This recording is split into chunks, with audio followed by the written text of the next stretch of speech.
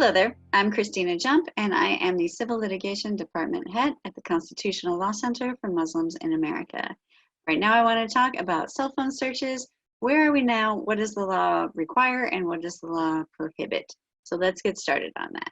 Customs and Border Protection is the government agency, which is a part of the Department of Homeland Security, which governs searches at the borders. Now, this can mean individuals crossing on foot. Most commonly, as far as cell phone searches go, this comes up in terms of airports. And airports often are considered to be the border searches, because people can come and go internationally from them, even if that's not happening, even if it's not an international flight. A lot of times CBP takes the approach, or gives itself the ability to conduct searches as if they are happening at a physical border, and allows itself and allows CBP agents to search and review and retain and share any information contained on electronic devices of travelers. Now, this applies equally at the moment to inbound and outbound travelers. We don't believe that it should, just as a side note. And CLCMA has a lawsuit which is currently pending, challenging that being done for outbound travelers, because the security level of what is on the cell phone of an outbound traveler certainly cannot rise to the same risk of that on an inbound flight within reason, unless there's reasonable suspicion, which we'll get to. But we are challenging that, saying that it should not be considered the same for someone who is exiting the country as opposed to someone who is coming into the country. What cannot be searched is remotely stored information, so anything that is on the cloud. An officer should either request that you disable connectivity to any networks, meaning likely put the plane in airplane mode, or under certain circumstances, the officer may do that disabling themselves. That should be happening. They are not permitted to search anything that is remotely stored. And one thing that you want to be aware of with that is to not have your apps open with automatic sign-in, because that confuses the issue.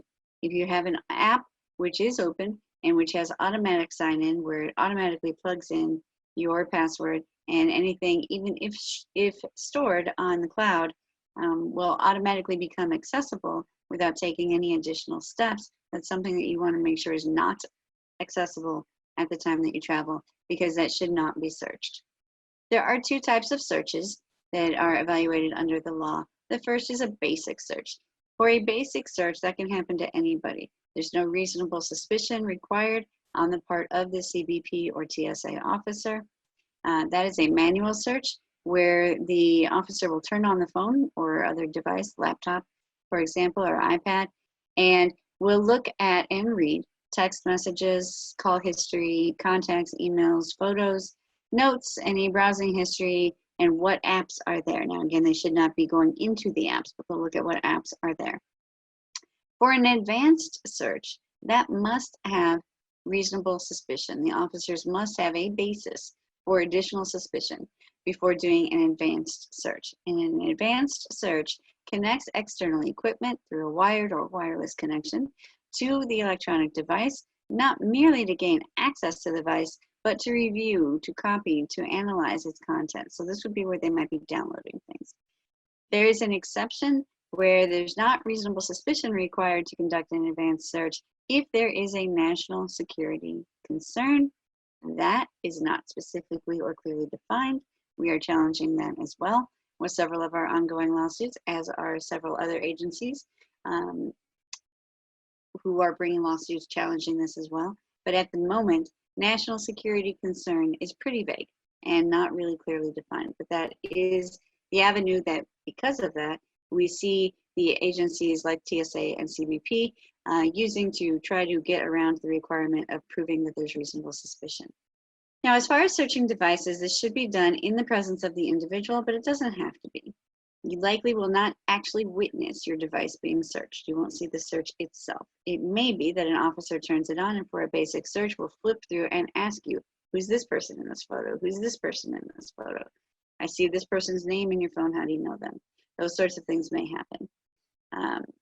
Documentation in appropriate CBP systems should occur, probably will. There'll be some sort of indication that that search occurred.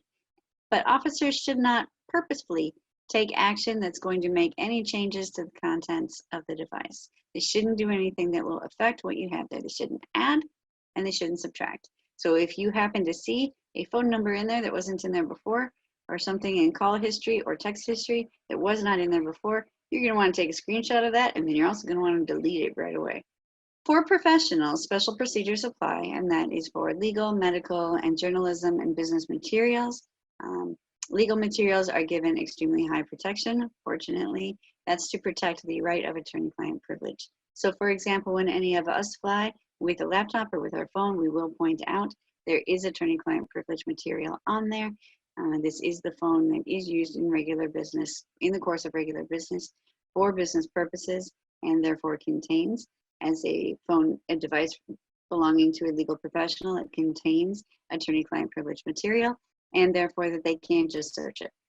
As far as detention and copies of devices, there is a 5-day limit for detention of devices unless there are extenuating circumstances. That usually means that an agency would cite to any ongoing investigation. Now, unfortunately, that can be broad, and it can take certainly well more than 5 days to prove what that ongoing investigation is, or whether there actually is one, and whether it remains reasonable for devices to be retained. If there's no probable cause to seize the devices, any copies of any information must be destroyed, and the devices must be returned in the same form in which they were obtained. So they should not be damaged, they should not have anything added, they should not have anything subtracted. An individual is obligated to open the device to show that it works. You may refuse, but I certainly don't recommend that because every court in this country will find it to be a reasonable request of a border agent, of any security agent, to ask you to just turn on the phone or turn on the laptop to make sure that it does work. Now, as far as providing a passport, you don't have to do, providing a password. You don't have to do that. You do not have to provide a password. You don't have to provide an explanation for any encryption or how to break any encryption. You may be asked.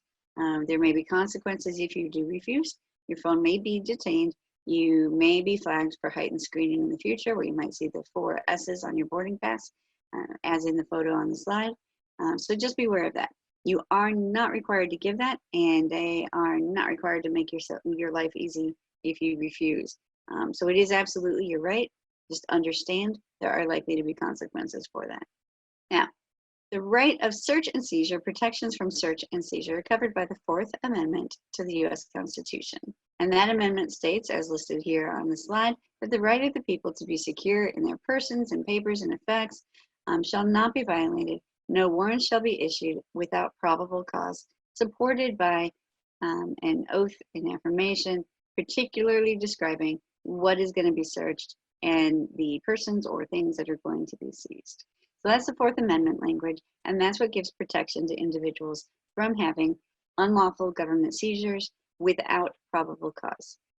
The most significant Supreme Court decision recently, in recent history, on this topic is Riley versus California. And the outcome of that case was that police must get a warrant before searching a cell phone that was seized incident to arrest. So the individual was arrested, had a cell phone with them, the cell phone was seized. Before police can search it, they need to get a warrant. Now, love it when our Supreme Court justices show a little humor and also a little reality check.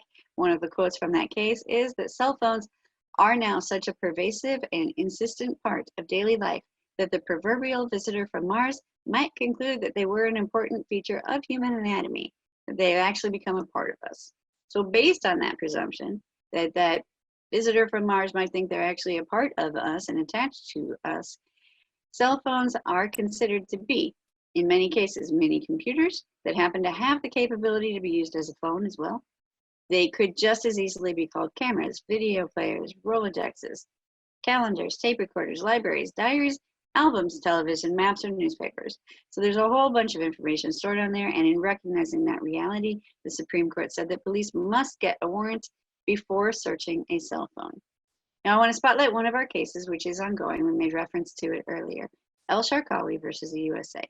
And Mr. El-Sharkawi is a naturalized U.S. citizen, and he requested that we represent him in his federal lawsuit challenging the search of his cell phones when he was attempting to board an international flight departing out of LAX airport. The case is currently actually ongoing and pending in the Ninth Circuit of Court of Appeals because of our constitutional challenges to the actions of CBP officers. And in relevant part, we're seeking a holding that all searches of cell phones are basically non-routine. If it's a cell phone, it's not a routine search because what can be obtained from it is not routine information. And so we are asking the Ninth Circuit to consider requiring a probable cause warrant consistent with that holding that we just discussed in the Riley case for travelers particularly leaving but also coming into the country, so that there must be a showing of probable cause in that case, in those situations. Now also in this El-Sharkawi case, the government conceded judgment on some of our claims. I said we're appealing on the constitutional claims.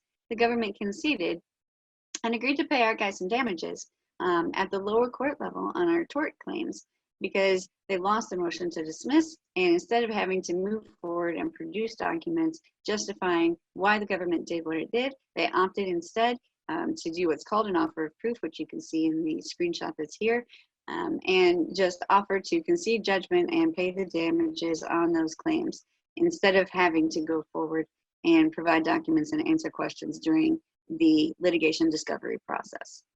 For some practical advice, we would recommend that you think ahead. Leave certain devices at home, shift as much content to the cloud as you can, delete some content from your devices if that's feasible for you, protect your information by backing it up elsewhere. We also recommend that you log out of browsers and apps that give you access to online content, and that you remove any saved login credentials when you're traveling. Again, that's to establish that barrier a little more firmly between what is actually stored on the phone, which could be accessed during a basic search, and what is stored on remote storage, such as on the cloud. We also recommend that you make a record of what happened, change your passwords and login credentials afterwards. And again, just a reminder, you can upload everything to the cloud before you travel, and then wipe the phone or the laptop or whatever device clean for the travel itself, and then download it when you're done with your travel. You likely will get some questions from the CBP or TSA officer saying, why don't you have anything on this phone? Well, it's a travel phone. It's a phone I use when I travel. I don't keep much on that because I don't want to lose something potentially while traveling that would have a whole bunch on it. So my travel phone, I don't keep much there. And then you can just download it later. All right. Want to thank you very much. Again, there's a lot that we covered in there that we could go into in much more detail. But to give you an overview, those are the basic concepts. That is the status of the law and how we are challenging it, as are many other institutions as well. And if you want to know anything further, you are welcome to go to our website, CLCMA.org. My name again is Christina Jump, and I am the Civil Litigation Department Head. And I thank you for joining us today. We hope that everybody stays safe and stays informed. Thanks very much.